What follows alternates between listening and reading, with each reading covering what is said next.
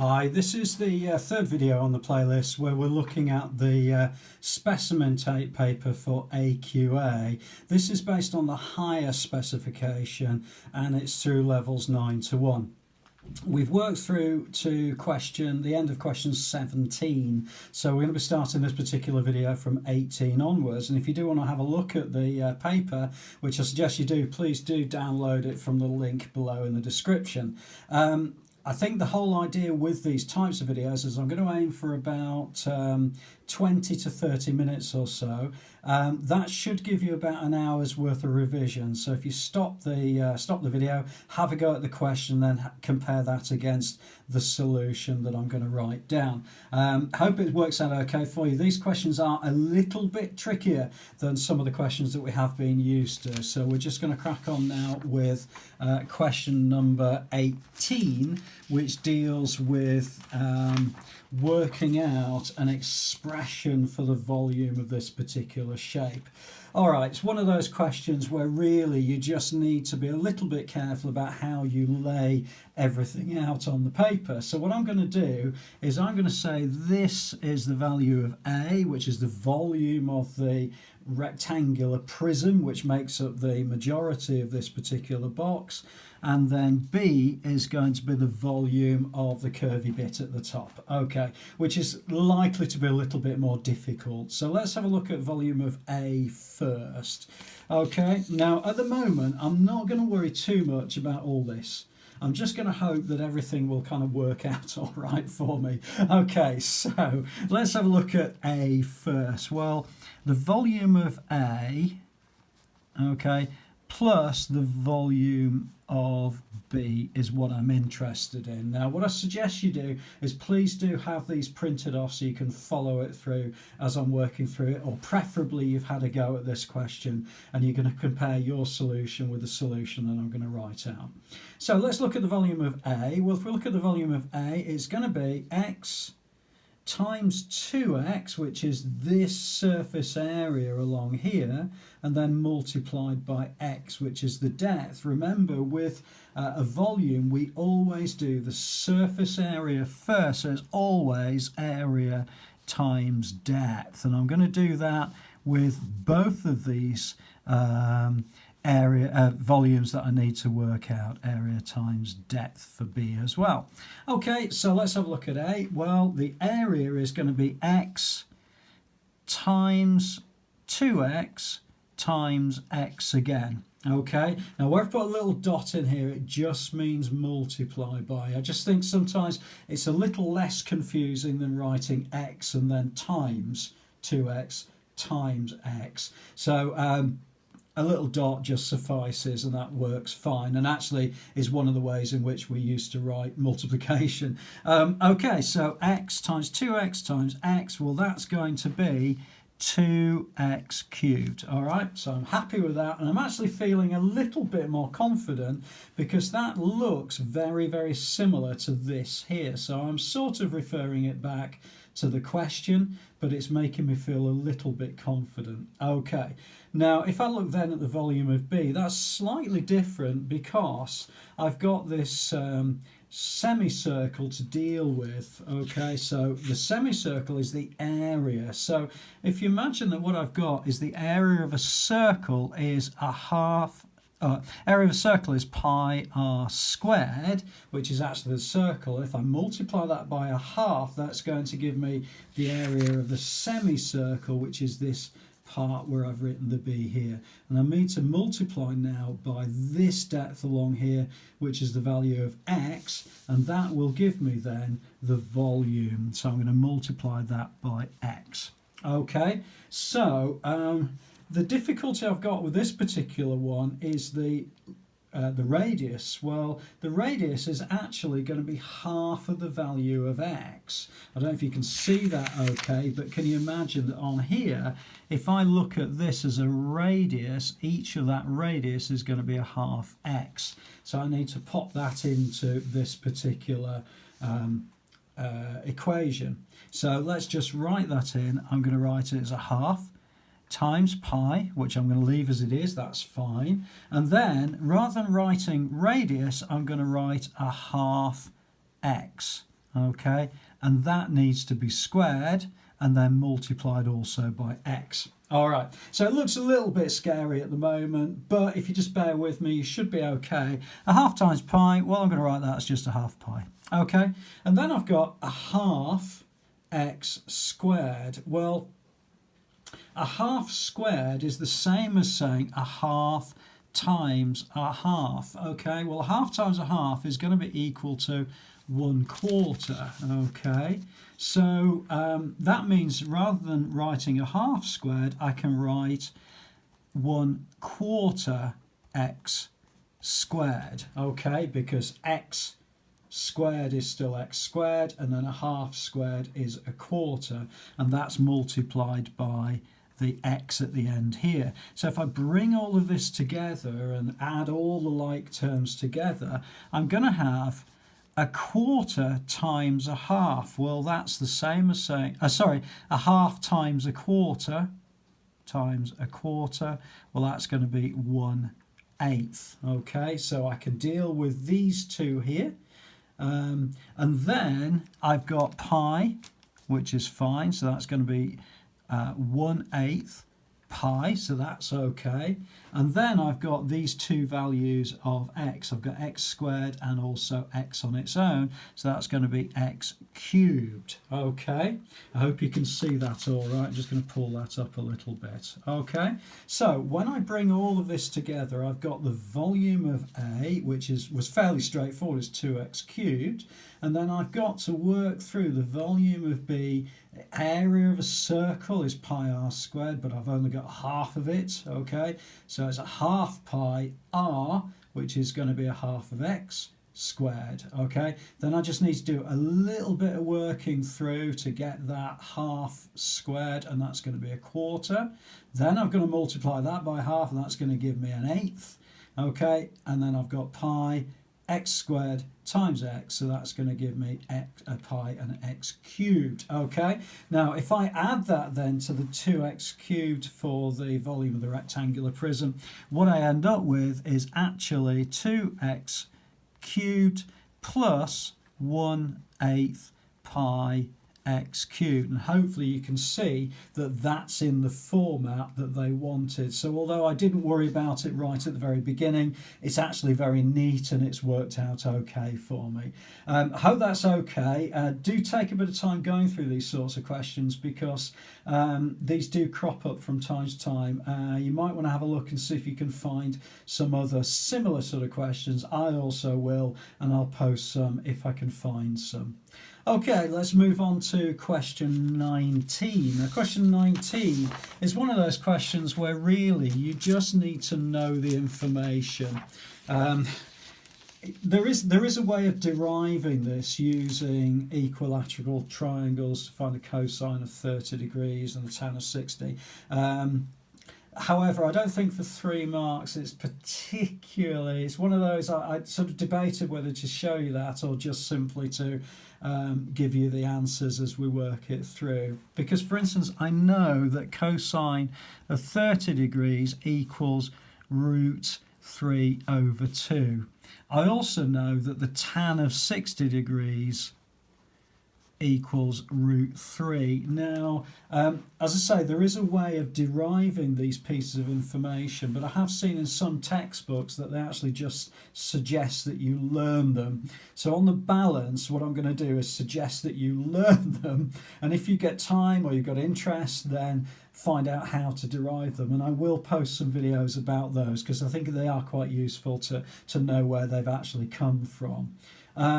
Okay, so all I'm going to do is I'm going to take these two values, I'm going to substitute them into these values here.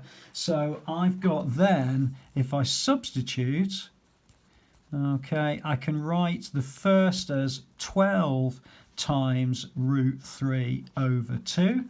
Okay, I'll just move that along a little bit there, and minus 2 times root 3. Okay, well I'm all right there because I've got these root 3's here, so when I subtract that's fine. I also then I've got this 12 and this 2. Well, I can actually get rid of those because I can divide through. So this top bit will become 6 root 3 minus 2 root 3, and that's going to give me an answer of 4 root 3. And actually that is the answer, except they've asked you to write it in the form of root of k. So in other words, we need to look again at this because that's not strictly speaking written in the right form. However, if you recognise that 4 is actually the square root of 16, then you could write this as the same as saying root 16 times root 3. And as you know that when you multiply two roots together, that's fine. We've got then the root of 16 times 3, which is equal to the root of 48. So in other words, in this particular question, if they want us to write it in this form, it means that k equals 48. Okay, so a little bit of an extra bit of work there, and that's why I didn't go too heavily involved in deriving these, because I figured there was some extra work in here, which I think on balance they would have expected you to know this information and spend a bit more time working that through in order to gain your 3 marks. Okay, I hope that's all right for you. Let's move on to number 20, which is one of those questions which again is takes a little bit of reading through and making sure that you're all right with.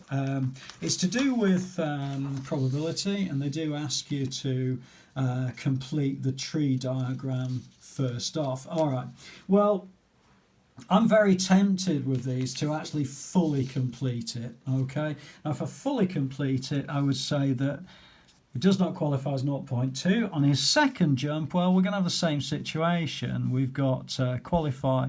I'm just going to qualify X and qualify X, and that's again going to be 0.8 and 0.2 and 0.8 and 0.2.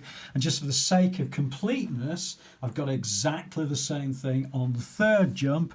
Now bear in mind now that it's getting a little bit complex. I did actually have a look at the mark scheme for this particular question. Now they're only asking you to do a bit of the diagram, but it does, to me, I just think it would be better to actually complete the tree diagram, which is what they've asked you to do. Okay, so it's a little bit tedious, takes a bit of time, but there's nothing too difficult in completing, putting in the numbers as we've got there. I hope that's all right. And then it says, work out the probability that he does not need the third jump to qualify. Now, I struggled with this a little bit, in fact, quite a lot with this, but it's the English that I think is difficult, because there is a certainty that he's going to qualify, take away the fact that he does not qualify twice. Okay.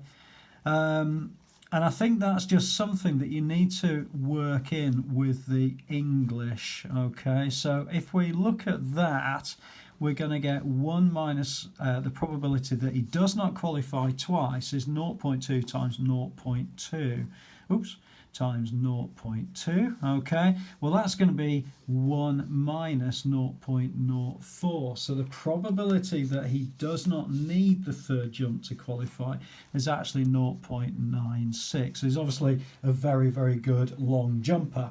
Okay, so I'm not sure about that question. I think there's quite a lot of difficulty with answering that, and it does take a little bit of a struggle to gain the marks on this question. However, the rest of it, you should at least gain the 2 marks on that, and it should be okay for you. Okay, so let's move on then to question 21. I'm keeping an eye on the time, so we're going to aim really, as I mentioned before, for about 20 to 30 minutes, depending upon where would be a good point to stop.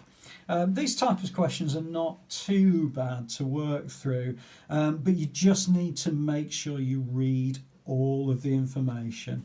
Okay, and it says It gives you all the bits and bobs over here, but the main thing about it is that it says BC bisects angle ABQ. So BC, this line along here, dissects angle ABQ.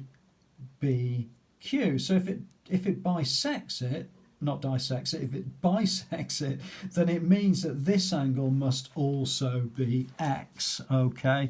So that must be x as well, okay? So I'm just going to write this out. And one of these types of questions, you've got these 3 marks. It's kind of quite a lot of emphasis being placed on you writing things out. So I would write if something like BC bisects ABQ, then I'm going to put angle ABC must equal x. Well, that's fine, no problems at all. Okay, so bearing in mind what we're trying to do is we're trying to prove that this line along here is the same as this line along here. So in other words, we've got an isosceles triangle, so we also need to prove that this angle is x, because if we do that, then it means the 2 angles at the bottom are the same,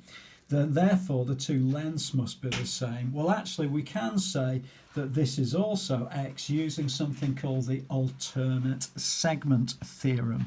So you can write down alternate segment theorem, and if you have a look at that, that will give you the information that you need, that in this particular case angle BAC also equals x. Okay, so therefore what we've got is this kind of thing where we've got x here and we've got x here.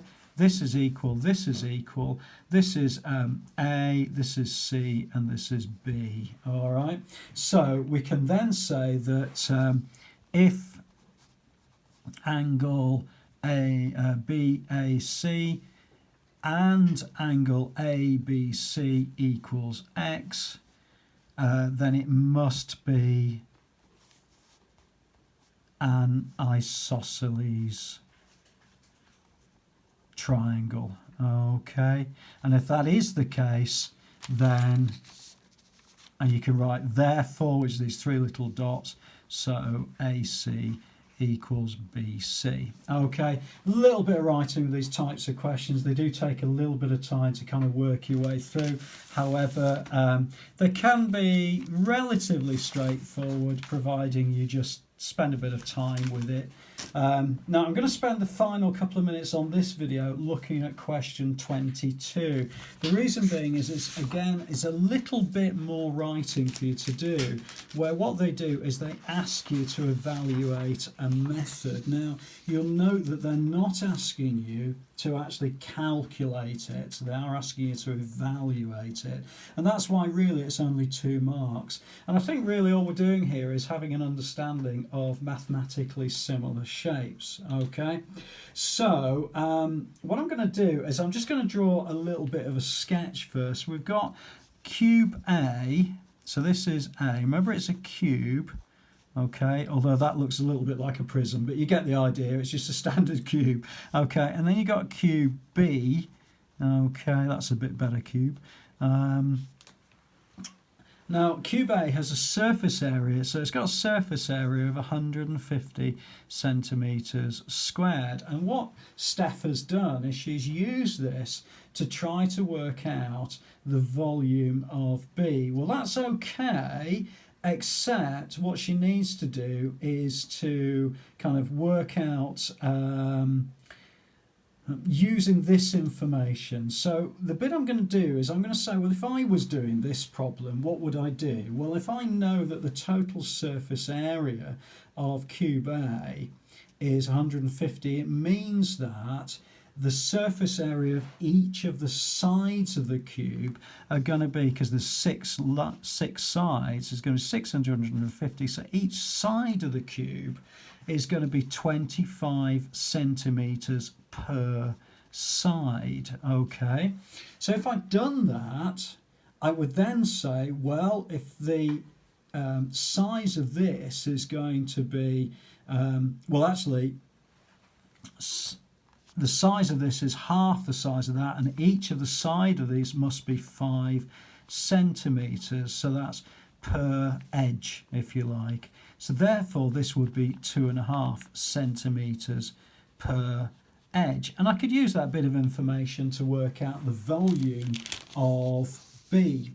But let's look at what I've actually done. If I look at her actual method of doing things, I haven't halved the surface area. I've actually divided it by 6. So no, not really. I don't halve the surface area first, okay? Then when I've done that, I would certainly calculate the square root of the answer. So I can say I'd calculate the square root of 25. That's absolutely fine, okay?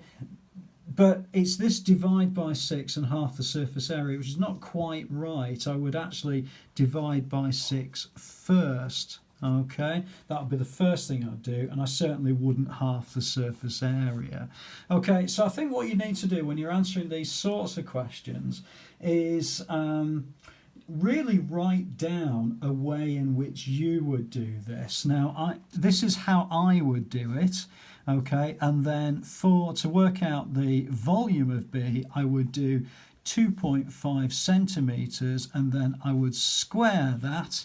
Okay, and because I'm squaring it, that will give me the area, and then I need to multiply that by 2.5, which is the depth. Okay, and that would work out for me. I'll be able to work out the volume. So effectively, Steph's method is kind of in the wrong order. She needs to divide by 6, calculate the square root, and then cube this answer, which is what I've done here, to work out the volume. So it's kind of right, it's just not quite right in terms of the way that we would write this through. So I think for the purposes of answering the question, you need to clearly demonstrate what you would do and maybe just write it out a little bit, okay, and maybe write just a couple of lines underneath, because really we're only looking for 2 marks as an evaluation rather than a calculation.